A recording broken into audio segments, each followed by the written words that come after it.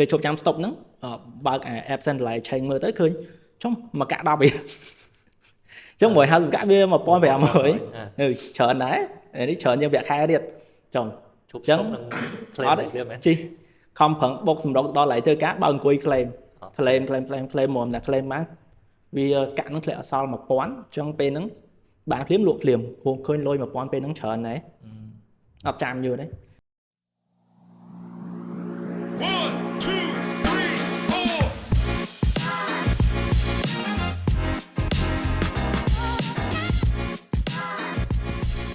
អូខេសួស្តីបងប្អូនអញ្ចឹងនេះយើង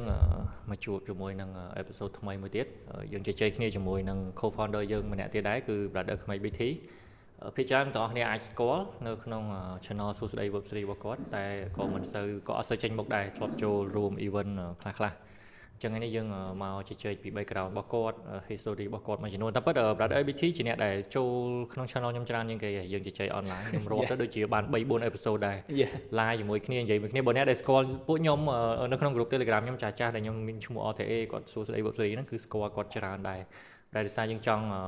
ធ្វើមួយ community ថ្មីយើងចង់ធ្វើ content ថ្មីអញ្ចឹងពួកខ្ញុំជជែកគ្នាពី history គាត់ម្ដងទៀតសម្រាប់អ្នកដែលអត់ដែលស្គាល់យើងអញ្ចឹងណាអូខេអញ្ចឹងអាចជួយណែនាំខ្លួនបន្តិចទៅសម្រាប់អ្នកដែលគាត់ថាគាត់អត់ទាន់ស្គាល់យើងអាចសង្ខេបខ្លីៗយើងមកពីណាមូលហេតុអីបានយើងចាប់ដើមមកស្គាល់ Web3 មូលហេតុបានចាប់ដើមបង្កើត community អញ្ចឹងណាអូខេអញ្ចឹងសួស្តីអ្នកនរគ្នាខ្ញុំឈ្មោះនៅក្នុង Telegram របស់ខ្ញុំគឺខ្មែរ BT ហើយខ្ញុំជា admin នៅក្នុង channel សួស្តី Web3 អញ្ចឹងបើនិយាយពី journey របស់ខ្ញុំដែលចូលទៅលើ blockchain ឬក៏ crypto ទាំងអស់ហ្នឹងគឺវា start នៅខ្ទង់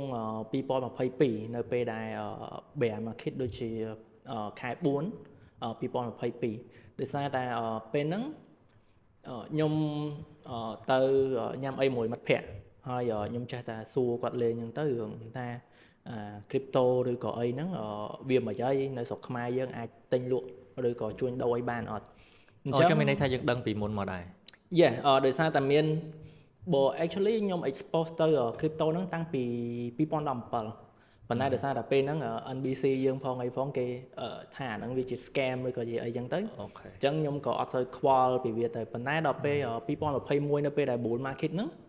ចាប់ផ្ដើមមានអ្នកដែលខ្ញុំស្គាល់បងប្អូនដែលខ្ញុំស្គាល់ហ្នឹងក៏ឆាតមកសួរខ្ញុំថាខ្ញុំចង់ទិញ crypto ខ្ញុំចង់ធ្វើអីចឹងទិញតាមណាធ្វើតាមណាហើយខ្ញុំក៏ប្រាប់គាត់វិញថាអាហ្នឹង scam ទេអូខេអញ្ចឹងដល់ពេល fast forward មកដល់2022ដោយសារតែឃើញរឿងហ្នឹងគេល្បីផ្សព្វផ្សាយព័ត៌មានរឿង NFT ឬក៏រឿងអីចឹងទៅខ្ញុំក៏ចាប់ដើមសួរមិត្តភ័ក្តិខ្ញុំហើយមិត្តភ័ក្តិខ្ញុំក៏គាត់ប្រាប់ថាអាហ្នឹងយើងអាចទិញបានតែយើងអាចទិញតាម P2P ចឹងទៅហើយយើងសាកមើលទៅអញ្ចឹងពេលដែលមកវិញខ្ញុំក៏សាក register account លើ Centralized Chain starting P2P starting កាក់អីចឹង testing មើលក៏ឃើញថាទិញបានមែនand then នៅពេលដែលទិញហ្នឹងខ្ញុំ expect ថាខ្ញុំដាក់លុយចូលមែនហើយ then ខ្ញុំទិញហ្នឹងទៅ and then បានប្រហែលជាមួយខែក្រោយអា bear market ហ្នឹងមួយ Luna ហ្នឹងអញ្ចឹងអា portfolio របស់ខ្ញុំដែលទិញប្រហែលហ្នឹងគឺវា down 50% ក្នុងរយៈពេលតែប្រហែលខែហ្នឹងអញ្ចឹងខ្ញុំឃើញថាបើសិនជាខ្ញុំចូលចេះតែទិញខ្ញុំមើលឃើញថាវាអត់ដឹងថាទីផ្សារវាទៅណាright ព្រោះយើងទិញយើងមិនដឹងថាវាឡើងឬក៏ចុះហ្នឹងបើពេលវាឡើងយើងចេះreason ឡើងហេតុអីបានវាឡើងយើងមិនខ្វល់ទេតែដល់ពេលវាចុះយើងចេះចង់មើលថាហេតុអីបានវាចុះយើងចេះចង់មើលថាចេះមើលទីផ្សារចេះអីចឹងអញ្ចឹងពេលហ្នឹងខ្ញុំក៏ចូលទៅ Twitter ចូលទៅលេង Twitter ចូលទៅមើលទៅ interact ទៅអីចឹងទៅដើម្បីយើងដឹងព័ត៌មានដឹងថាអូខេទីផ្សារវាដើរទៅតាមព័ត៌មានចឹង follow trader follow អីគេនៅក្នុងអា community លើ Twitter គេហៅ crypto Twitter ហ្នឹងចេះតែ follow គេចូលឡើងទៅបានទៅដល់ឃើញគេនិយាយពី airdrop អញ្ចឹងខ្ញុំក៏ទៅ search ពី airdrop ហ្នឹងថាជាអីគេហើយខ្ញុំចូលទៅពេលហ្នឹងគេ airdrop optimism ហើយអញ្ចឹងខ្ញុំយកអា optimism link ហ្នឹងយកទៅ check ដាក់ wallet ចូល check មើលទៅឃើញណា ineligible អត់ដឹងអីសោះស្តៀងខ្ញុំដែរទៅខ្ញុំអត់បាន optimism ពីដំបូងដែរអញ្ចឹងព្រោះខ្ញុំឃើញគេផុសថា optimism ហ្នឹងគេបានកាក់ free ហើយគេបានលុយច្រើនអញ្ចឹងខ្ញុំក៏ចាប់ផ្ដើមរៀនធ្វើតាមគេទៅគេមានចាប់ពេលហ្នឹងគេចាប់ផ្ដើមផុស guide ក្នុងការធ្វើ airdrop អីចឹងអញ្ចឹងខ្ញុំក៏ចាប់ផ្ដើមជាមួយនឹង project Aptos ដោយសារតែ Aptos ហ្នឹងខ្ញុំធ្លាប់ឮព័ត៌មានថា Aptos ហ្នឹងវាចេញពី Meta មកអញ្ចឹងខ្ញុំគិតថា team ហ្នឹងគាត់ ល្បីគាត់មានលុយគាត់មានអីចឹងខ្ញុំក៏ follow តាមអា project app តនឹង follow ទៅឃើញគេមាន testnet ចឹងជាមួយនឹង testnet ហ្នឹងខ្ញុំក៏ចាប់ផ្ដើម download wallet create wallet ចូលទៅធ្វើ interact ទៅលើ testnet គាត់លេងចឹងទៅអត់ expect ថាបាន airdrop ទេប៉ុន្តែនៅពេលដែល app តនឹងវា launch mainnet វា launch ហើយក៏វាអត់ប្រាប់ថាមាន airdrop ដែរចឹងខ្ញុំក៏គិតថាដកមានសង្ឃឹមអីបាន airdrop ទេប៉ុន្តែដល់ពេលផឹកឡើងហ្នឹងវាថ្ងៃដែល launch កាក់នឹងចេញលក់ហ្មងវាថាវាបានវានឹងចែក airdrop ឲ្យយើងហើយ airdrop ហ្នឹងគឺមិនមែនចូលទៅមើល website ទេចូលទៅមើល email វិញតាម email ព្រោះនៅពេលដែលយើងទៅ create app តពេលហ្នឹងយើងត្រូវទៅ mint NFT អ្នកដែល mint NFT នឹងទាំងអស់គឺបាន airdrop app តទាំងអស់តែដើម្បី mint NFT យើងត្រូវ create account មាន email មានអីចឹងអូខេចឹងហើយពេលដែលខ្ញុំឃើញ email ថាខ្ញុំបាន airdrop ហ្នឹងក៏ខ្ញុំអត់ expect ថាបានច្រើនដែរព្រោះវាមិនដែរណាគាត់ថា create account ហើយចូលទៅចុច mint មួយហ្នឹងបានលុយច្រើនចឹងខ្ញុំឃើញថាបាន150កាក់150 APT ហ្នឹង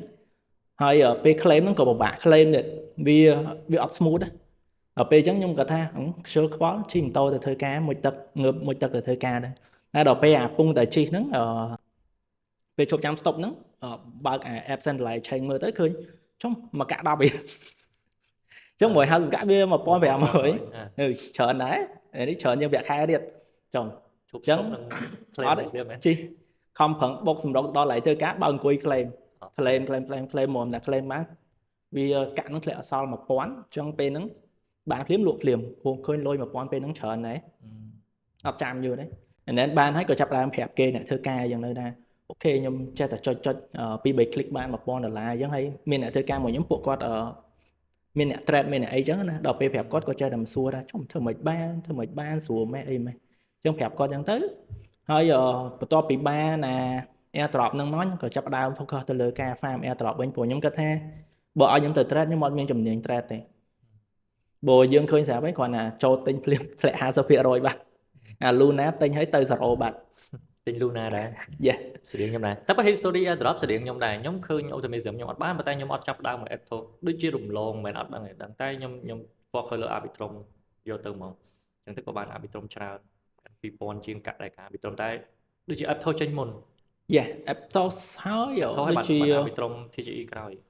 សួយមួយទៀតដូចជាសួយហើយបានហ្នឹងហើយទៅសួយក៏testnet ដែរអូខេចឹងនេះជា history ខ្លះហើយការ interesting ទៅលើ airdrop របស់យើងតែសុំបកមកបន្តិច brother អ្នកខេត្តណាវិញខ្ញុំអ្នកនៅភ្នំពេញតោះអ្នកនៅភ្នំពេញហ្មងអញ្ចឹងរៀនបឋមអនុវិទ្យាល័យនៅភ្នំពេញទាំងអស់នៅភ្នំពេញហ្នឹងរៀនចប់វិទ្យាល័យយើងចូលមហាវិទ្យាល័យណាវិញខ្ញុំរៀននៅសាលាភូមិន្ទ UPP ផ្នែកអីគេផ្នែក Computer Science IT Computer Science ហើយចេញមកធ្វើការផ្នែកនឹងតាំងដើមហ្មងឬក៏មិនដែរបើការងារខ្ញុំ switch ច្រើនដែរខ្ញុំធ្វើតាំងIT support ហើយខ្ញុំទៅថតរូបបែបកំណត់ទៅចេញថតរូបផងហើយធ្វើការ developer ផងហើយរំមូម្ដងរាល់ថ្ងៃចឹងមានន័យថាផ្លាស់ប្ដូរការងារច្រើនគួរសមដែរចុងក្រោយបំផុតនេះដូចជាយើងធ្វើការងារ banking យើងយូរជាងគេទៅហើយផ្នែកនៅក្នុងវិស័យ banking បើគិតពីធ្វើការនៅ bank អាចចូល4ឆ្នាំហើយឥឡូវនេះដូចជាតាមលឺថាផ្លាស់ប្ដូរហើយ Yes ទូតែដើមឆ្នាំក្រោយបានប្ដូរឬក៏ប្ដូរហើយដើមឆ្នាំក្រោយបានចូលកន្លែងថ្មីចឹងមានន័យថាឥឡូវនៅធ្វើការនៅ banking ឡើយអូខេចឹងនេះជាប្រវត្តិយើងដោយសារយើងរៀនផ្នែក counter science អីចឹងទៅយើងចូលចិត្ត IT ចូលចិត្តអីដែរហើយភាសាអង់គ្លេសយើងក៏អាច research អីបានដែរព្រោះការ research crypto research web3 ទាមទារភាសាអង់គ្លេសច្រើនដែរព្រោះ content ខ្មែរការជំនាន់យើងវាសឹងតែថាអត់មានទេពាក់ព័ន្ធមកអាហ្នឹងបើថា trading ឯងវាអាចមានតែបើថា airdrop សឹងថាវាអត់ទាន់មានអ្នកគេស្គាល់ airdrop ផងហ្នឹងហើយចឹងអានេះសម្រាប់ brother ចឹងក្រោយពីយើងចេះ farm airdrop ចេះអីហើយបើតាមខ្ញុំចាំខ្ញុំស្គាល់ channel brother ដំបូងដូចឈ្មោះអីគេ quest KX quest អី quest KX អីលេចបាត់ដូចជា quest KX ដឹងខ្ញុំស្គាល់ដំបូងស្គាល់កាន់ដូចតាមបងអូនស្រីពេជ្រហើយវាអត់សូវមានអ្នកគេ farm airdrop ទេតែខ្ញុំចូលមើលទៅដោយសារពេលហ្នឹងខ្ញុំចេះ farm អីមួយចំនួនហើយយើងយល់ពីវាយើងជឿអញ្ចឹងណាព្រោះដំបូងខ្ញុំឃើញ airdrop ខ្ញុំគិតថា scam ណាលេងបានគេថាគាត់ថា swap Uniswap 2 3 swap លេងបាន3000 5000អីគេហើយអា ENS ហ៎ទិញឈ្មោះ ENS មួយអស់តែ$1ហ្នឹងហើយដល់ពេលបាន airdrop បានឡើង3000ជាង5000ជាងដល់ពេលយើងឃើញអញ្ចឹងយើងរបស់ខ្លះគេថា if it good too good to be true it is a scam ហើយយើងអត់ដែរខ្វល់ទេតែដល់ពេលយើង research ច្រើនអីច្រើនហើយយើងសាកធ្វើខ្លួនឯងខ្លះបានយើងយល់ពី concept របស់វាអីចឹងណាយើងចាប់ដើមយល់ពី Web3 ចាប់ដើមពី នឹងអាចារ្យនឹងជាជននេះរបស់ខ្ញុំដែរសម្រាប់ Radar ក្រោយពីខ្ញុំឃើញយើងមាន channel មួយឈ្មោះ Quest KH ហ្នឹងហើយខ្ញុំឃើញយើងផុស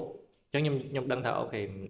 គាត់ដូចជាយល់ដឹងច្រើនដែរហើយខ្ញុំរកអ្នកដែលយល់ដឹងច្រើនហ្នឹងដើម្បីជជែកគ្នាអីចឹងណាខ្ញុំក៏ invite ចូល podcast ខ្ញុំដើម្បីជជែកគ្នារឿង airdrop រឿងអីហ្នឹងទៅប៉ុន្តែមុនដែលស្គាល់ខ្ញុំហ្នឹងចង់និយាយថាមូលហេតុអីបានយើងទៅបង្កើត channel មួយឈ្មោះ Quest KH អីកាលហ្នឹងដូចជា Quest KH ចឹងតាមខ្ញុំចាំដោយសារតែពេលហ្នឹងខ្ញុំចង់មានរកអ្នកនិយាយគ្នារឿងហ្នឹងហើយវាអត់មាននៅពេលដែលយើងចង់រក group ឬក៏ខ្មែរគ្នាឯងដែលយើងនិយាយពីរឿងហ្នឹងទៅវាអត់មានយើងមានតែ group supply chain អញ្ចឹងពេលខ្លះខ្ញុំចេះតែ share ឬក៏ post ចូលក្នុង តែខ្ញុំឃើញពីច្រើនអង់គ្លេសយើង share ទៅបងអង់គ្លេសមុនដំបូងខ្ញុំសេអង់គ្លេសដោយសារខ្ញុំសេខ្មែរហើយចង់រក community ហ្នឹងគឺដើម្បីយើងនិយាយគ្នាយើង share គ្នាយើងមាន project ថ្មីមានអី share គ្នាទៅវិញទៅមកអញ្ចឹងណាហើយអាហ្នឹងទី1ហើយទី2យើងចង់ចែកម្លែកពី experience ហ្នឹងព្រោះខ្ញុំជឿថាអ្នកដែល trading ទាំងអស់គឺយើងអាចនិយាយបានថា 90% គឺគាត់ lose money អញ្ចឹងបើសិនជាយើងមើលមក perspective នេះវិញយើងគ្រាន់តែអាការដែល farm airdrop ហ្នឹងបើយើងនិយាយពី IT development គេធ្វើដូចជាយើងទៅ testing product អីគេអញ្ចឹង QA អញ្ចឹងអញ្ចឹងដល់ពេលយើងគ្រាន់តែទៅ testing អីគេយើងបាន reward មកអញ្ចឹងវាធ្វើការវាដូចជាធ្វើការដើម្បីបានលុយអញ្ចឹង profit គឺវា guarantee ថាបានមកអញ្ចឹងគាត់មិនបាច់ទៅចាំបាច់ទៅ trade ទៅមើល graph មើលទីផ្សារអីទេព្រោះមិនប្រកាសថាអ្នកដែលទៅ trade ទាំងអស់ហ្នឹងគាត់មានជំនាញនៅក្នុងការ trade ហ្នឹងទេអញ្ចឹងអានេះវា better income ជាងសម្រាប់ពី perspective ខ្ញុំមកខ្ញុំចង់ចែក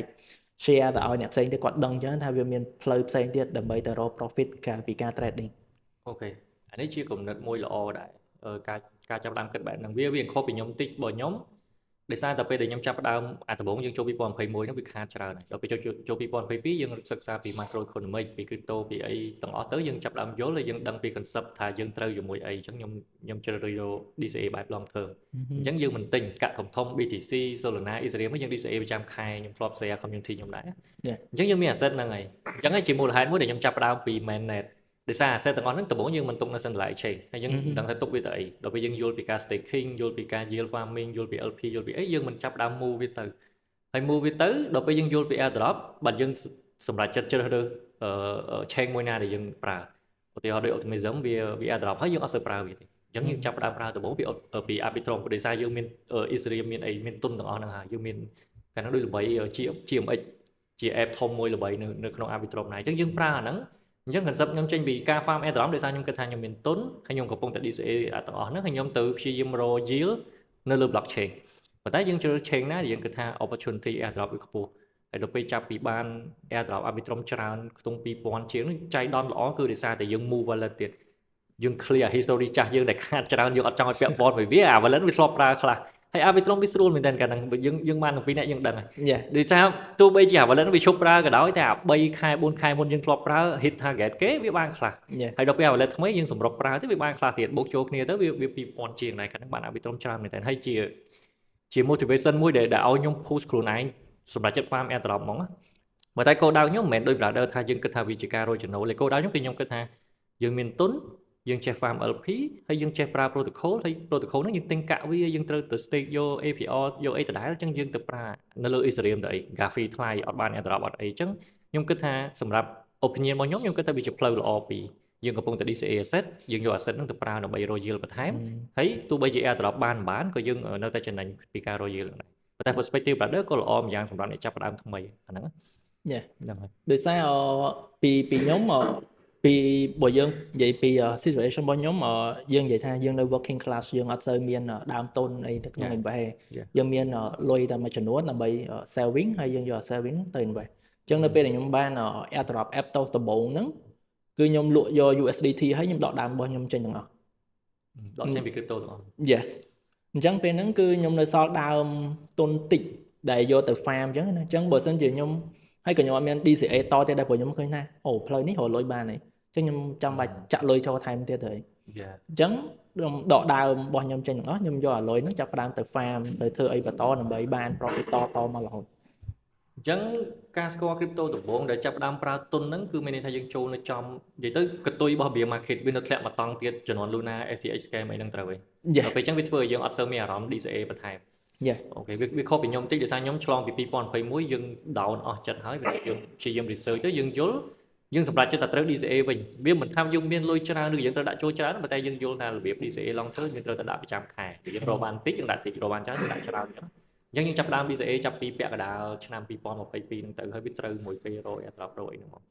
តែដំបូងដែល brother ខាតហ្នឹងគឺមានន័យថាយើងដាក់លុយចូលទៅយើងចេះតែទិញទៅពីតាមគេនិយាយតាមអ៊ីនធឺណិតតាម YouTube អីចឹងឬក៏មិនទិញពេលហ្នឹងគេតែទិញទី1មានអ្នកមិត្តភ័ក្តិដែលគាត់នៅក្នុងហ្នឹងគាត់ប្រាប់ថាអូខេទិញកាក់នេះល្អកាក់នោះល្អតែយើងអត់ដែរបានទៅ research ខ្លួនឯងថាហ្នឹងល្អមិនហើយទី2ពេលហ្នឹងឃើញនៅ Central Exchange គេមានstaking reward ថា 700% 100%អាណាច្រើនទិញអាហ្នឹងអញ្ចឹងអាណាច្រើនទិញអាហ្នឹងដោយសារតែពេលហ្នឹងមនុស្សយើងគូក្បាលយើងវាលោភដែរយើងឃើញថា 100% យើងគិតថាអូ 100% បើសិនជាខ្ញុំទិញប្រព័ន្ធនេះមួយខែខ្ញុំអាចបានប្រព័ន្ធនេះមកវិញអញ្ចឹងបើសិនជាចំនួនបានហ្នឹងបានឧទាហរណ៍ថាបើសិនជាបានពី staking reward ហ្នឹងមួយខែចាប់ពី$1000ឡើងទៅ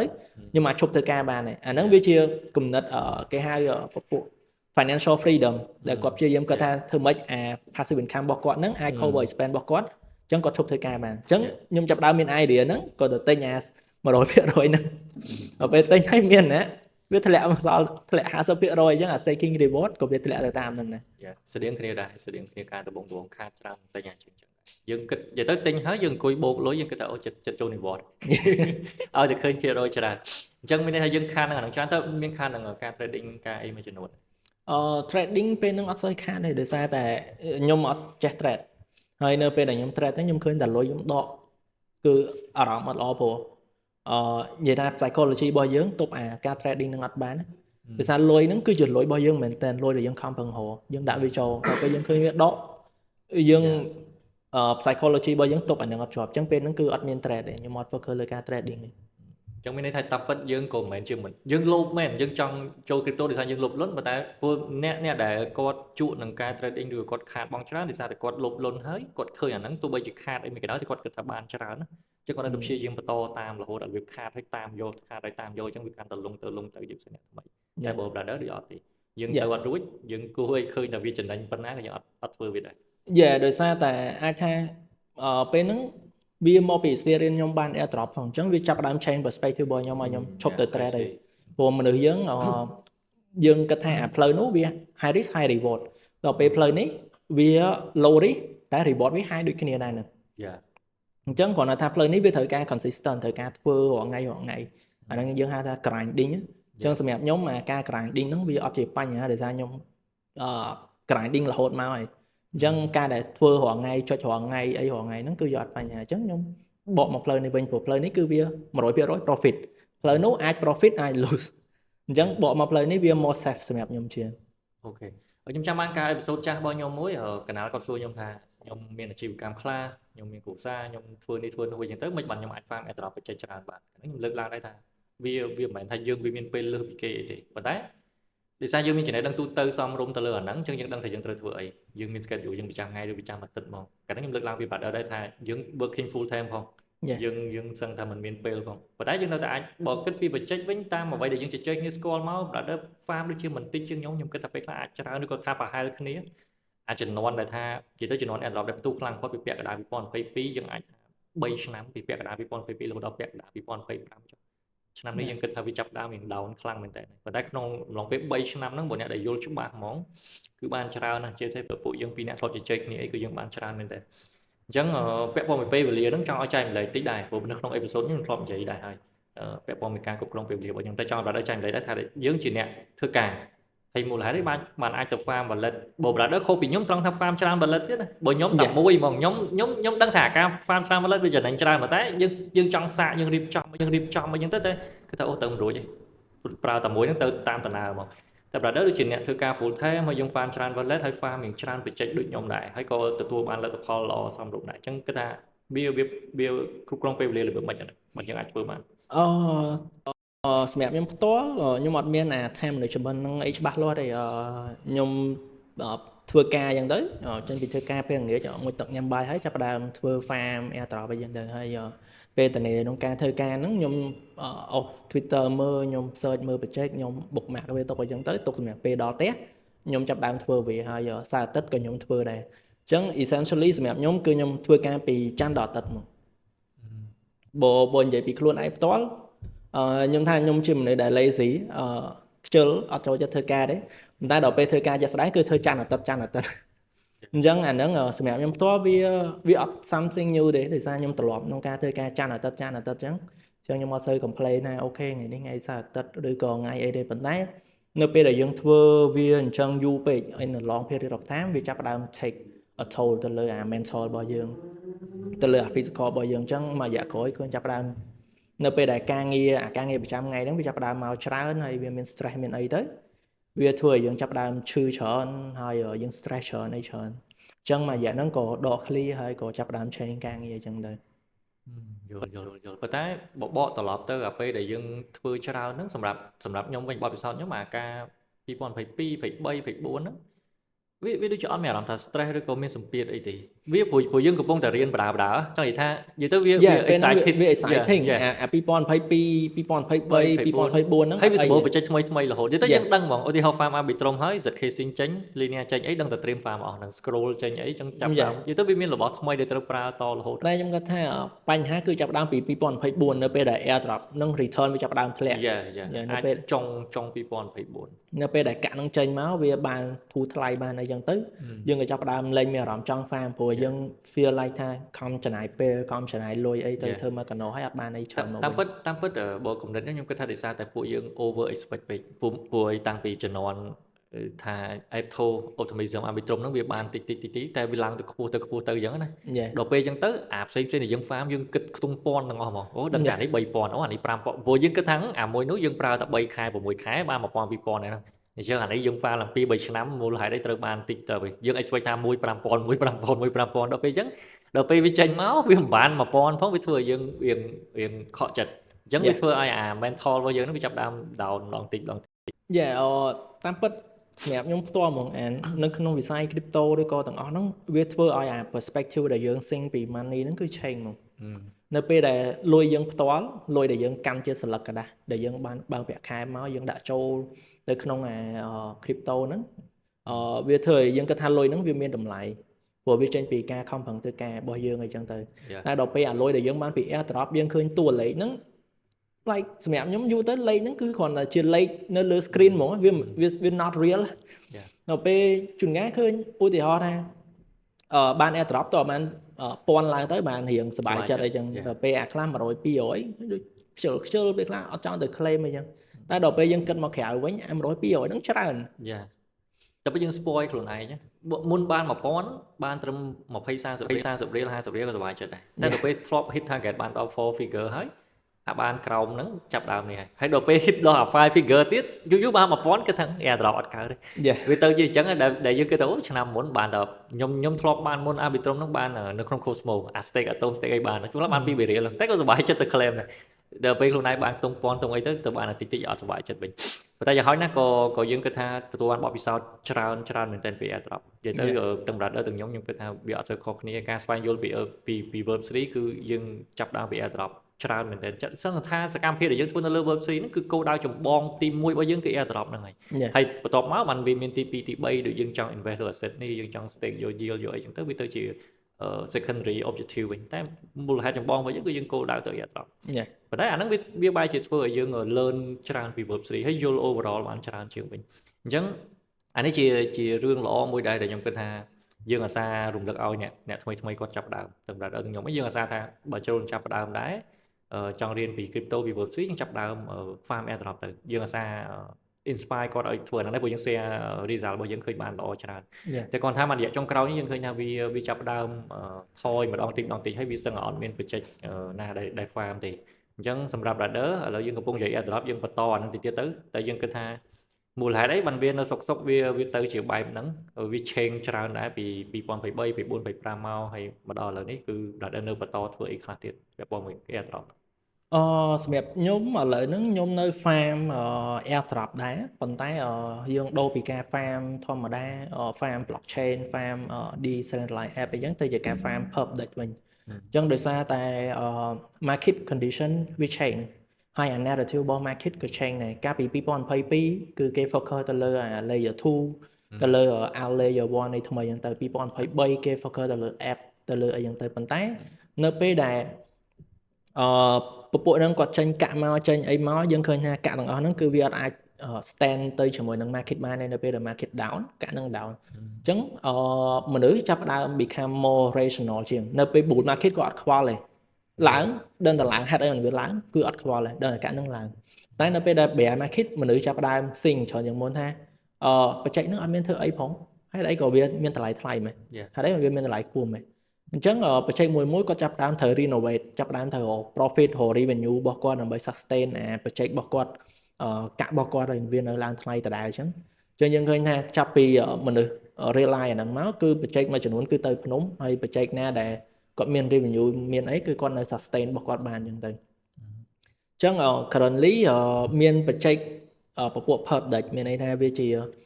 decentralized chain ដែលយើងអាចទៅ trade future យើងអាច trade spot ได้បានអញ្ចឹងដែលហ្នឹងគឺវា found product market fit ខ្លាំងជាងគេព្រោះមនុស្សនៅពេលដែលមនុស្សទៅ trade គាត់បាន earn fee ប្រហែល fee អញ្ចឹងអា fee ហ្នឹងជា revenue របស់គាត់វាខុសពីlayer 1 ឬក៏ app អីផ្សេងៗដែល layer 1តើមនុស្សទៅប្រើបើសិនជាមនុស្សអត់ប្រើអត់ចាយ gas fee ទេគាត់មាន revenue ទេដល់ពេលអានោះមនុស្សទៅ trade រាល់ថ្ងៃគាត់មាន revenue អញ្ចឹងគាត់អាចយក revenue ហ្នឹងទៅទិញកាក់ buyback token របស់គាត់ទៅធ្វើអីអា token របស់គាត់កាន់តែឡើងអញ្ចឹងអា narrative មនុស្សដែលគាត់ទៅអ្នកដែលប្រើហ្នឹងក៏គាត់ bullish ទៅលើបច្ចេកហ្នឹងជាងដែរព្រោះគាត់ដឹងថាអូខេបច្ចេកហ្នឹងវាជះលុយ100 200លានដុល្លារទៅទិញកាក់ហ្នឹងអញ្ចឹងកាក់ហ្នឹងនឹងដុល្លារហើយអញ្ចឹងគាត់ទៅទិញទុកមុនអីចឹងទៅអញ្ចឹងវាធ្វើឲ្យ narrative ហ្នឹងវាដូចជា fly wheel អញ្ចឹងកង់ហ្នឹងវាវិលរហូតវាវិលជុំអូខេហ្នឹងអាហ្នឹង perspective មួយដែរសម្រាប់ខ្ញុំគិតថាដោយសារតែវាយើងចុះពី bull មក bear ខ្លះចឹងទៅចង់និយាយថាវាមិនទាន់កំណត់ថា bull 100% bear 100%ទេប៉ុន្តែទីផ្សារវាចាប់ដើម down trend មកចឹងទៅបច្ចេកខ្លះគាត់ឲ្យ supply ច្រើនក៏ដោយតែកាក់លីទៅវាអត់បានថ្លៃចឹងវាធ្វើឲ្យអ្នកដែលទទួលបាននៅតែបានតិចហើយមួយទៀតបច្ចេកពីមុនក៏អត់សូវមានអីគិតច្រើនទេគាត់ចង់ឲ្យទៅ testnet user គាត់រៀបចំមក supply មកកញ្ចប់គាត់ឲ្យ testnet ចង់ឲ្យតែ mainnet គាត់ឲ្យតែ mainnet ចឹងទៅតែដល់ពេលចំនួនមកថ្មីនេះយើងឃើញថាវាមានច្រើនវាមាន testnet user វាមាន mainnet វាមាន Yapper ហើយជួខ្លះ Yapper info file ហ្នឹងវាមានពី3បច្ចេកទៀតគាត់ឲ្យទៅកាយតូខ្លះទៅគាត់ឲ្យទៅcookie គាត់ឲ្យទៅអីចឹងវាមានច្រើនផ្នែកអ្នកខ្លះគាត់គិតថាដោយសារតែ info file ហ្នឹងវាធ្វើឲ្យ airdrop down ចឹងទៅអ្នកខ្លះគាត់គិតថាមកពីនេះមកពីនោះតែខ្ញុំគិតថាវាដោយសារតែ narrative វាផ្លាស់ប្ដូរវាដល់ពេលវេលាមួយដែលវាត្រូវផ្លាស់ប្ដូរឧទាហរណ៍ជំនាន់មុន Uniswap ENS អីគាត់អត់ពិបាក airdrop ឲ្យទេអញ្ចឹងគាត់ដឹងថាមួយណា real user ប៉ុន្តែក្រោយពី Arbitrum Optimism អីឲ្យច្រើនវាធ្វើឲ្យអាការ farm airdrop នោះវាទៅជាអាជីវកម្មវិញដូចយើងឃើញខាងឥណ្ឌាខាងចិនខាងវៀតណាមខាងអីពួកគាត់ធ្វើទៅជាការ farm បែប group វិញអញ្ចឹងហើយដែលយើងហៅថា civil ហ្នឹងអញ្ចឹងវាធ្វើឲ្យបច្ចេកមួយគាត់ពិបាកឲ្យ real user អាហ្នឹងជា perspective របស់គាត់ដែរវាពិបាកអញ្ចឹងមកគាត់ចេះស្វែងរក tool នេះ tool នោះគាត់ testing ទៅលើ info file ខ្លះគាត់ testing ទៅលើការ file ជាមួយ civil ខ្លះអញ្ចឹងទៅវាធ្វើឲ្យអ្វីដែលយើងឃើញពីជំនាន់មុនមកថាស្រួលយើង recommend ឲ្យ community គាត់ទៅធ្វើនោះវាអត់ស្រួលដូចមុនគាត់ថាវាមិនមែនថាពី100មក0ទេពី100មក90មក80មក50អញ្ចឹងទៅវាថយម្ដងតិចបើសិនជាអ្នកដែលគាត់យល់ពីដំបូងហើយគាត់អាចបត់បែនបានតាមកលៈទេសៈហ្នឹងគាត់នៅតែបន្តបានយ៉ាងច្រើនគួរសមមកដល់ឥឡូវនេះគាត់ថាឥឡូវនេះខ្ញុំទទួលស្គាល់ថាការ farm ទូទៅវាសឹងថាយើងអត់រំពឹងអីច្រើនទេបើយើងអត់អាច farm អានឹង 2 in 1 3 in 1ឬក៏យើងអាចរក yield ពីវាបានណាដូចខ្ញុំអញ្ចឹង2025នេះបើសិនជាអត់បានពី stake Kaito ទេសឹងតែអត់មានអីបានច្រើនទេប៉ុន្តែវាចៃដន្យល្អឃើញអា stake Kaito ហ្នឹង Kaito ខ្ញុំចែកម្លែកទៅវាឡើងបានមកប្រើហ្នឹងហើយបន្ទាប់មកក៏វា down ទៅវិញអញ្ចឹងយើងឃើញថា narrative ផ្លាស់ប្ដូរលឿនមែនតើមិនថា investment មិនថា trading មិនថាការ farm airdrop អញ្ចឹងហើយនៅក្នុងវិស័យនេះបើសិនជាយើងអត់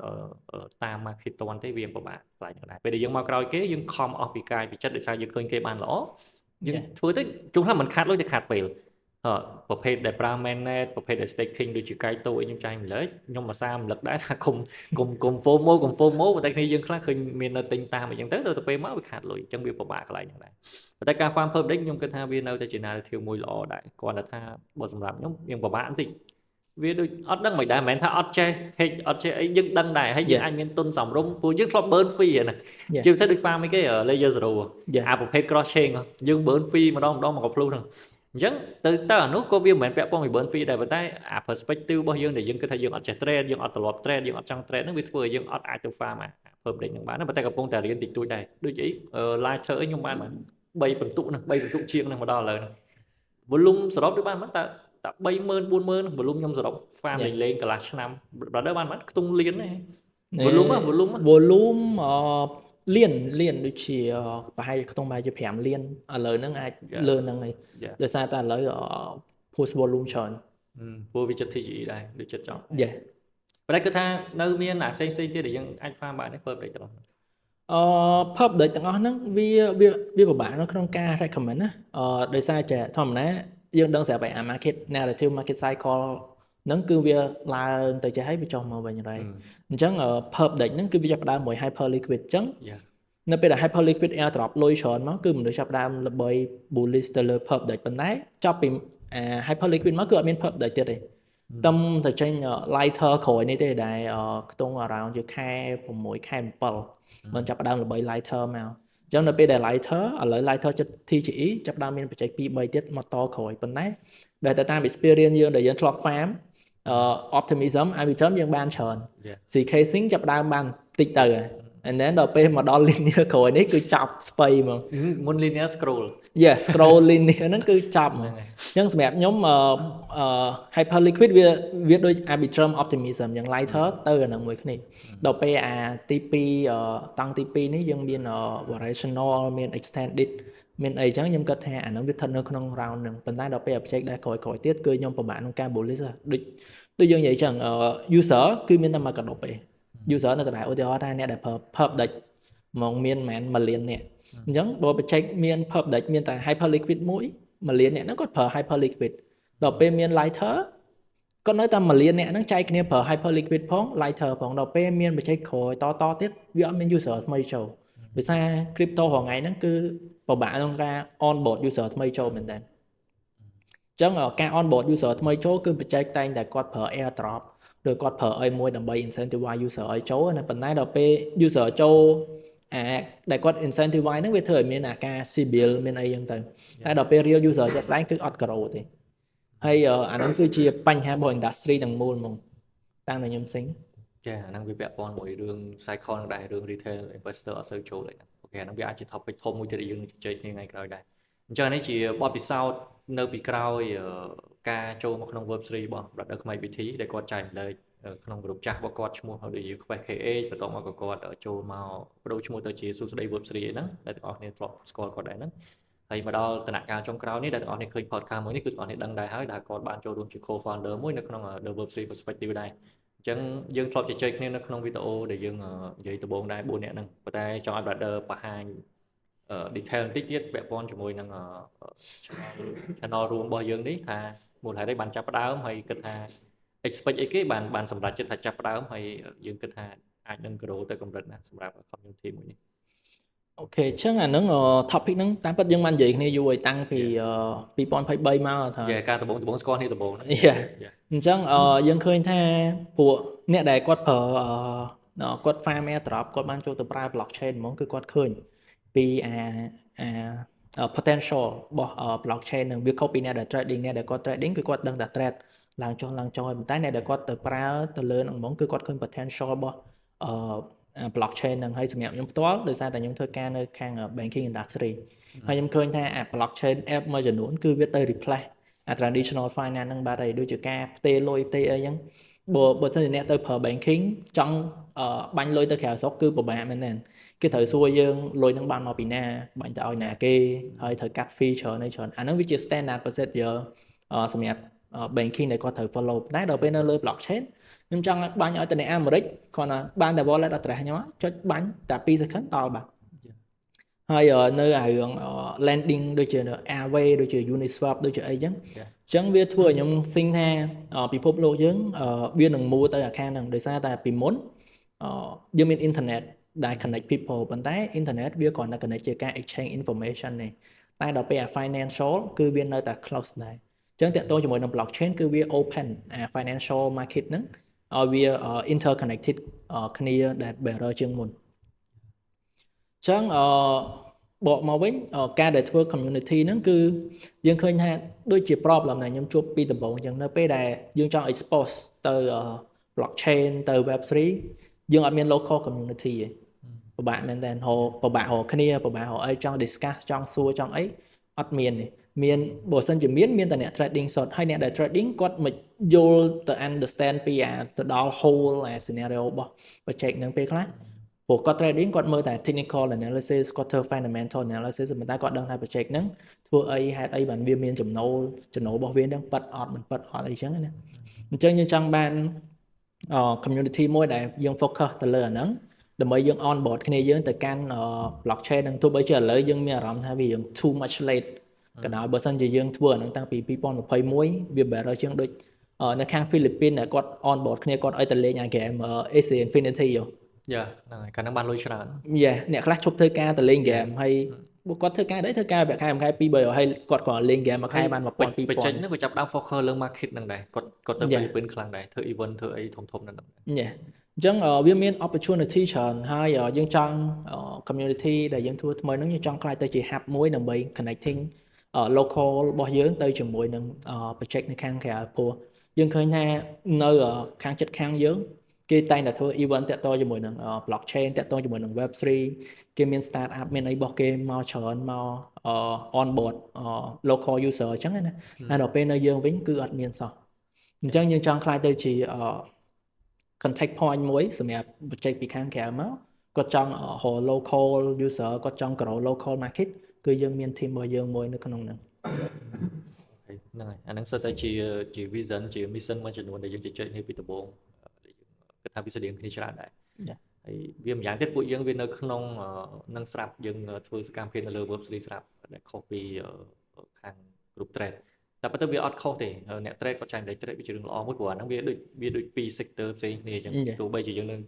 ទោះបីជាគាត់ប្រើ central exchange 10ឆ្នាំក៏ដោយគាត់ស្គាល់ Bitcoin 10ឆ្នាំគាត់ invest គាត់ចំណេញគាត់ trade អីចំណេញអីក៏ដោយប៉ុន្តែនៅពេលដែលគាត់ថាគាត់ស្គាល់ Bitcoin ស្គាល់ crypto គាត់មិនប្រកាសតែស្គាល់ Web3 ទេអ្នកខ្លះនៅក្នុង crypto លើសយើងទៀតប៉ុន្តែបើសួរគាត់ថាតើយល់ពី seed phrase យល់ពី wallet យល់ពីdeck យល់ពីអីអត់គាត់អត់ទេហើយសួរថាអាហ្នឹងតើវាខុសទេមិនទេបើគាត់ពេញចិត្តអានោះគាត់ពេលវេលាគាត់ចំណេញគាត់អាចរកចំណូលពីអានោះហើយក៏វាអត់អីដែរប៉ុន្តែយ៉ាងណាក៏ដោយគ្រប់ sector គ្រប់វិស័យយើងគិតថាវាសុទ្ធតែមានចំណុចល្អចំណុចមិនល្អវាទោះបីជា Web3 គ្នាយើងអាសានិយាយថាវាជាអនាគតរបស់ finance វាជាអីក៏ដោយតែវានៅមានចំណុចមិនល្អខ្លះដែរដូចជាការ hack ការ scam ការអីច្រើនអីចឹងណាចឹងហ្នឹងសុទ្ធតែជាបញ្ហាមួយដែលយើងចង់ provide education ទាំងអស់ហ្នឹងទៅ community របស់យើងហើយឲ្យគាត់សម្រេចចិត្តដោយខ្លួនឯងព្រោះអ្នកខ្លះចូលមកថ្មីគាត់អត់ដឹងថាគាត់គួរធ្វើអីទេអញ្ចឹងនៅពេលដែលគាត់ឃើញតែគេ trade គោលដៅគាត់មកចូលមក crypto គឺទៅ trade មកអញ្ចឹងបើសិនជាយើងព្យាយាមឲ្យមាន community បែប education ច្រើនព្រោះឥឡូវនេះឃើញគ្រាន់បើមែនតើច្រើនទោះបីជាគាត់មិនទាន់ focus លើ Web3 ក៏គាត់ focus ទៅលើព័ត៌មានគាត់ចែកម្លែក macro economy គាត់ចែកម្លែកអញ្ចឹងទៅវានឹងធ្វើឲ្យអា sector មួយហ្នឹងដែលយើងយល់ថាវាពិតជាមិនមែន scam ទេពីមុនយើងគិតថា scam អីក៏ scam អញ្ចឹងណាអញ្ចឹងយើង grow ទៅទាំងអស់គ្នាទាំង trading ទាំង new ទាំង Web3 ទាំងអីទៅទាំងអស់គ្នាទៅវាអាចនឹងធ្វើឲ្យវិស័យមួយហ្នឹងវាទូលំទូលាយជាងមុនហើយក៏ open mind ឲ្យប្រជាជនយើងគាត់ចាប់ដើមរៀនស្ដាប់ច្រើនជាងមុនដែរកុំឲ្យតែលើកមុនគាត់ដឹងថាឲ្យទៅចូលខាតលុយហើយភាគច្រើនដែលថាចូលខាតលុយហ្នឹងគឺដោយសារព័ត៌មាន scam ហើយនឹងការ trade ទេបើតាមខ្ញុំមើលណាតាំងពីជំនាន់មុនហ្នឹងហើយអានេះជាគោលដៅរបស់យើងហើយយើងសង្ឃឹមថាយើងនឹងអាចធ្វើបានហើយយើងនឹងព្យាយាមធ្វើវាតាមលទ្ធភាពដែលយើងអាចទៅរួចអញ្ចឹងណាហើយសម្រាប់ Rider គិតយ៉ាងម៉េចដែរការចូលមក Web3 នេះតែយើងឃើញមួយរយៈចុងក្រោយនេះយើងឃើញធនាគារទាំងអស់គាត់ប្រកាសថាសកម្មភាពពាក់ព័ន្ធមួយ crypto ជាអំពើខុសច្បាប់អីចឹងណាយើងអត់មានការបារម្ភអីទេពេលដែលយើងចាប់ដើមចេញមុខទូលំទូលាយហើយយើងចែកម្លែកទៅលើ Web3 ហើយវាពាក់ព័ន្ធមួយ crypto មួយអីចឹងដែរactually តាមពិតយើងត្រូវបែងចែកពីរហ្នឹងឲ្យច្បាស់ដោយសារតែ regulator របស់យើងគឺគាត់កាន់ផ្សេងគ្នា SEC ដែលគាត់កាន់ខាង trading ហើយ NBC គឺគាត់កាន់រឿង finance រឿងអីទេអញ្ចឹងនៅពេលដែលគាត់និយាយថាគាត់អត់ចង់ឲ្យយើងទៅតាក់ទងជាមួយនឹង crypto ទាំងអស់ហ្នឹងដោយសារតែយើងឃើញថាប្រជាជនយើងចំណេះដឹងតាក់ទងជាមួយនឹង financial product financial market ហ្នឹងគឺនៅស្ទើរមែនតើដែលងាយស្រួលនៅក្នុងការដែលគេបោកគេ scam គាត់អីចឹងអញ្ចឹងពី NBC perspective គាត់ធ្វើដូចជាឪពុកម្ដាយគាត់ជា parent ដែលគាត់ព្យាយាម protect កូនគាត់ហ្នឹងអត់ឲ្យដើរផ្លូវហ្នឹងទេប៉ុន្តែយើងឃើញថាមនុស្សយើងធម្មតាក្មេងដូចក្មេងយើងកាន់តែហាមវាកាន់តែចង់ទៅវា rebellious ណាដល់ពេលអញ្ចឹងមនុស្សយើងក៏ចឹងដែរធម្មតាមនុស្សយើងមានភាពលោភលន់អញ្ចឹងយើងអាចហាមគាត់បានទេអញ្ចឹងជាងការហាមគាត់direct ថាគាត់មិនអាចធ្វើអានឹងបានគាត់អាចធ្វើចេះបានទេយើងព្យាយាម educate គាត់វិញថា បើសិនជាគាត់ចង់ធ្វើអញ្ចឹងគាត់ត្រូវពិចារណាពីចំណុចនេះគាត់ត្រូវដឹងពីអានេះគាត់ដឹងថាគាត់ take risk អីគេខ្លះវាអាចមាន risk អីគេខ្លះនៅក្នុងការធ្វើអាហ្នឹងដើម្បីឲ្យគាត់មកពិចារណាឲ្យគាត់ចេះគិតវិញវា better ជាងថាហាមគាត់អត់ឲ្យគាត់ធ្វើហ្មងដល់ពេលបើយើងមើលពី history របស់មនុស្សយើងមកនៅពេលដែលហាមអីមួយមនុស្សយើងគឺដឹងតែ break ហ្មងធម្មតាគេថាច្បាប់បង្កើតមកដើម្បីឲ្យមនុស្សគ្រប់តាមតែជាក់ស្ដែងអត់ទេច្បាប់តែបង្កើតមកគឺមានមនុស្ស break ហើយចឹងមានន័យថាយើងគិតថាយើងដើរតួនាទីមួយដើម្បីព្យាយាមជំរុញអានឹងបន្ថែម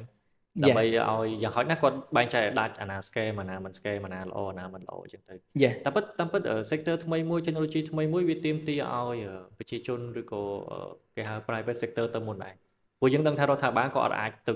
គាត់ទៅបង្កើតច្បាប់គ្រប់គ្រងមិនបានបើអត់ទាន់មានអ្នកប្រើប្រាស់ទាំងប្រជាជនទាំងរដ្ឋាភិបាលខ្លួនឯងមិនទាន់យល់អានឹងច្បាស់អញ្ចឹងអត់អាចបង្កើតច្បាប់បានទេអញ្ចឹងអីក៏ដោយដែលវានៅក្នុង blur area ហ្នឹងឬក៏យើងហៅថា gray area ហ្នឹងគឺវាតែងតែមានទៅវិញទៅមកអញ្ចឹងយើងឃើញស្បីតែអាមេរិកខ្លួនឯងដែលគិតថាទលំទលាយ investor crypto នៅអាមេរិកច្រើនជាងគេលុយច្រើនជាងគេអីហ្នឹងក៏មកដល់ឥឡូវហ្នឹងវាអត់ទាន់មានច្បាប់សូម្បីតែ market structure របស់ crypto ហ្នឹងទៅតែរៀបចំទេអញ្ចឹងគាត់ទៅតែចេញច្បាប់ Genius X ហ្នឹងគឺពាក់ព័ន្ធនឹង stable coin ទេហើយក៏មិនទាន់ទលំទលាយចង់និយាយថាពេលខ្លះមានច្បាប់មានអីមែនតែវាអត់ទាន់យកទៅអនុវត្តបានទៀតអញ្ចឹងអានេះខ្ញុំគិតថាវាជាដំណាក់កាល early មែនទែនសម្រាប់ប្រទេសយើងហើយវាក៏ជា opportunity មួយដែរគ្រប់បែបយ៉ាងដែល early អញ្ចឹងហើយបានពួកយើងគិតថាយើងចាប់ឱកាសនេះក្នុងការព្យាយាមចែករំលែកអ្វីដែលយើងអាចធ្វើទៅបានប្រហែលជាចំណាយតូចមួយក្នុងការជួយឲ្យប្រជាជនយើងគាត់មានចំណេះលើអានឹងច្រើនជាងមុនដែរអូខេហ្នឹងហើយអញ្ចឹងជាចុងក្រោយមានអីចែករំលែកឬក៏ផ្ដាំផ្ញើទៅ community យើងទេអូខេអញ្ចឹងសម្រាប់ខ្ញុំពាក្យដែលខ្ញុំតែងតែនិយាយរដងហ្នឹងគឺនៅក្នុង crypto គឺវាមិនមានតែការ trading ទេវាមានអីផ្សេងទោះបីជាយើងអត់ farm airdrop ក៏ដោយក៏យើងអាចទៅ farm yield បានដែរដូចខ្ញុំរាល់ថ្ងៃអញ្ចឹងក្រៅពី farm perp deck ខ្ញុំក៏ farm yield ដែរប៉ុន្តែ yield ដែលខ្ញុំ farm ហ្នឹងគឺប្រើ stable coin សុទ្ធអញ្ចឹងមានន័យថាវា low risk ហើយ yield ក៏វាបានច្រើនដែរអញ្ចឹងអាហ្នឹងប៉ុន្តែការដែល farm អញ្ចឹងគឺយើងត្រូវ understand ពីការ farm ទាំងអស់ហ្នឹងថានៅពេលដែលយើងយកលុយទៅដាក់នៅលើ project ហ្នឹងគេឲ្យ yield ឲ្យការប្រាក់មកយើងហ្នឹងគេបានការប្រាក់ហ្នឹងមកពីណាអាហ្នឹងគឺត្រូវ understand ដូចអ្នកដែល Luna ដំបូងអញ្ចឹងដាក់ទៅ Anchor បាន 20% ប៉ុន្តែអត់ដែរសួរថាអាការដែល 20% ហ្នឹងវាបានលុយពីណាយកមកឲ្យយើងឯងតាមពិតលុយហ្នឹងវាយកពីអាដូខ្វន់លុយអាដូខ្វន់ខ្លួនឯងហ្នឹងដែលវា rest ពី investor បានមកវាយកលុយហ្នឹងយកមកដាក់ជាការយើងដើម្បីបោកឲ្យយើងយកលុយទៅដាក់ហ្នឹងតចាអាហ្នឹងវាត្រូវការ understanding ច្រើនពីអាហ្នឹងហើយយើងត្រូវ understand ពី risk ដែលយើង taking នៅពេលដែលយើងដាក់លុយទៅ protocol ហ្នឹងវាមាន risk អីគេខ្លះអញ្ចឹងហ្នឹងអញ្ចឹងបកមកវិញអ្វីដែលខ្ញុំចង់ចែករំលែកភាគច្រើនគឺចំណេះដឹងហើយតកតងជាមួយនឹងការ manage risk របស់យើងថានៅពេលដែលយើងចូលទៅ crypto ហ្នឹងយើងមាន risk អីគេខ្លះយើងគួរ manage វាបែបណាហើយយើងដឹងពី edge របស់យើងថាយើងជំនាញខាងអីដូចខ្ញុំដឹងច្បាស់ថាខ្ញុំអត់ជំនាញខាង trade ទេអញ្ចឹងខ្ញុំអត់ទៅ trade ទេព្រោះការ trade ខ្ញុំឃើញ post គេទៅ post មួយល្អមែនតើpost ហ្នឹងគេនិយាយពីការ trading គេប្រៀបធៀបខ្លួនឯងថាយើងដែលជា retail investor ហ្នឹងហើយជាមួយនឹង market អញ្ចឹង market ហ្នឹងគេប្រៀបធៀបគាត់ដូចយើងទៅលេងវាយកូន goal អញ្ចឹងដែល market ហ្នឹងធម្មតា participant នៅក្នុង financial market ទាំងអស់គឺមានពួកធនាគារធំមកពួក trader សិតតែ PhD សិតតែ quant សិតតែអីមកអញ្ចឹងគេប្រៀបធៀបពួកហ្នឹងដូចជា Tiger Woods អញ្ចឹងអ្នកលេងកូន goal ល្បីជាងគេឬក៏ Mike Tyson ចុះហើយដល់ពេលយើងវិញយើងចូលឡើងរិញព្រោះធម្មតាការ trading វាមានអ្នកឈ្នះបានតើមានអ្នកចាញ់ហើយយើងហើយដល់ពេលយើងទៅឡើងវាយរិញមួយ Mike Tyson ហើយយើងសំបីតាអាគីឡូអាពាក់ boxer ដៃក៏អត់មានហ្នឹងហើយយើងពាក់តា Leo មួយទៅវាយមួយ Mike Tyson យើងវាយមិនឈ្នះអញ្ចឹងគាត់ព្យាយាមឲ្យយើងfind edge របស់យើងនៅក្នុងវិស័យហ្នឹងហើយ edge